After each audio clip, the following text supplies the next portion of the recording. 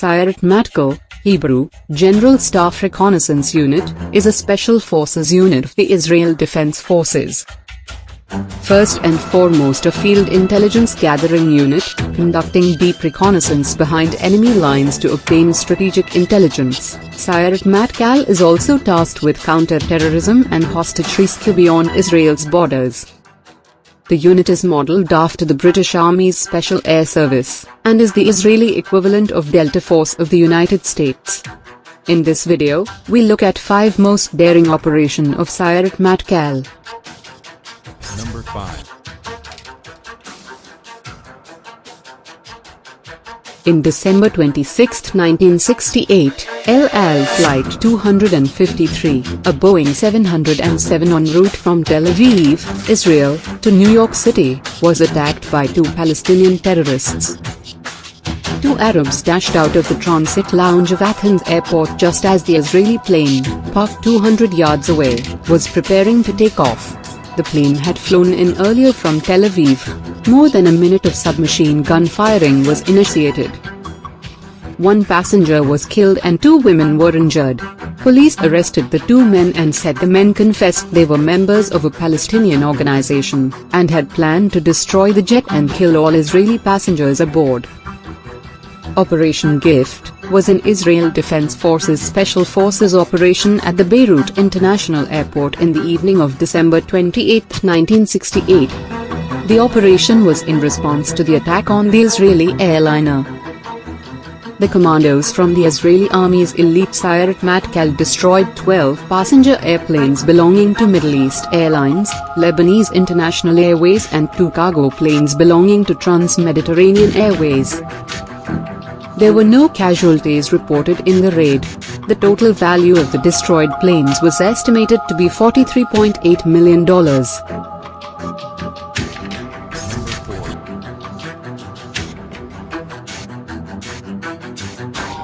Sabina Flight 571 was a scheduled passenger flight from Vienna to Tel Aviv operated by the Belgian national airline, Sabina. On the 8th of May 1972 a Boeing 707 passenger aircraft operating that service, captained by British pilot Reginald Levy, was hijacked by 4 members of the Black September Organization, a Palestinian terrorist group. Following their instructions, Captain Levy landed the plane at Athens Airport. On the 9th of May 1972 at 4 p.m. the rescue operation began. A team of 16 Sayeret Matkal commandos, led by Ehud Barak and including Benjamin Netanyahu, both future Israeli prime ministers, approached the aircraft disguised as aircraft technicians. Having immobilized it during the preceding night, they convinced the hijackers that its hydraulic system needed repair. They then stormed the aircraft, killing both male hijackers within 2 minutes. They also captured the 2 women hijackers and rescued all 90 remaining passengers. Number 3. In May 1974, 3 armed members of the Democratic Front for the Liberation of Palestine, DFLP, entered Israel from Lebanon.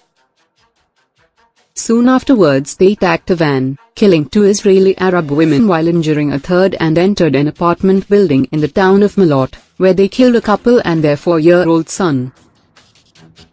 From there, they headed for the Natif Me'er Elementary School, where they took more than 115 people, including 105 children, hostage. The hostage-takers soon issued demands for the release of 23 Palestinian militants from Israeli prisons, or else they would kill the students. At 1725, the commander of the Sayeret Matkal Special Forces Group was given the green light to storm the building. The assault force was divided into 3 units, 2 to break in from the entrance while a third was to climb a ladder and enter from a window facing north. A gun battle ensued with heavy firing. Terrorists killed 22 high school students. The 3 DFLP militants were neutralized, and all the remaining people were rescued. Number 2. On the 27th of June, an Air France plane with 248 passengers had been hijacked by two members of the Popular Front for the Liberation of Palestine, External Operations, PFLPEO. The hijackers had the stated objective to free 40 Palestinian and affiliated militants imprisoned in Israel, and 13 prisoners in 4 other countries in exchange for the hostages. The flight, which had originated in Tel Aviv with the destination of Paris, was diverted after a stopover in Athens via Benghazi to Entebbe, the main airport of Uganda. The Ugandan government supported the hijackers, and dictator Idi Amin personally welcomed them. After moving all hostages from the aircraft to a disused airport building, the hijackers separated all Israelis and several non-Israeli Jews from the larger group, and forced them into a separate room.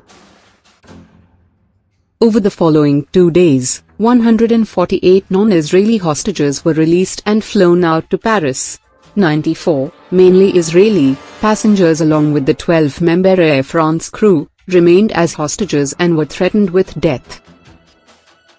Operation Entebbe took place at night. Israeli transport planes carried 100 Sayeret Matkal commandos over 4,000 kilometers to Uganda for the rescue operation. The operation, which took a week of planning, lasted 90 minutes. 102 hostages were rescued. 5 Israeli commandos were wounded and 1 unit commander was killed.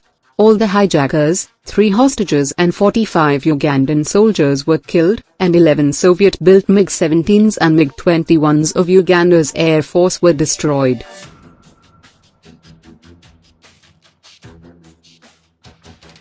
Number 1. Starting 2001, the Mossad, Israel's intelligence agency, tracked about a dozen trips by Syrian military officers and scientists to Pyongyang, where they met with high-ranking North Korean officials. Israel suspected that Syria was trying to develop an atom bomb with North Korea's help. Operation Orchard was an Israeli airstrike on the suspected nuclear reactor in the Deir ez-Zor region of Syria, which occurred just after midnight on September 6, 2007. But before the airstrike, it was needed to confirm if indeed nuclear activity was being performed in the site. Here Sayeret Matkal was involved. In mid-August 2007, Israeli commandos from the Sayeret Matkal Reconnaissance Unit dressed in Syrian uniforms covertly raided the suspected Syrian nuclear facility, and brought nuclear material back to Israel. 2 helicopters ferried 12 commandos to the site in order to get photographic evidence and soil samples. Soil analysis revealed traces of nuclear activity. Sources reported that once material was tested, and confirmed to have come from North Korea, the green signal for the strike was given. The day before the operation, Sayeret Matkal commandos again infiltrated and arrived at the site, and highlighted the target with laser designators for the airstrike. Thanks for watching. Subscribe for more videos like this. Hit the like button if you find the video interesting. Kindly provide your feedback in the comment section, this will help us improve.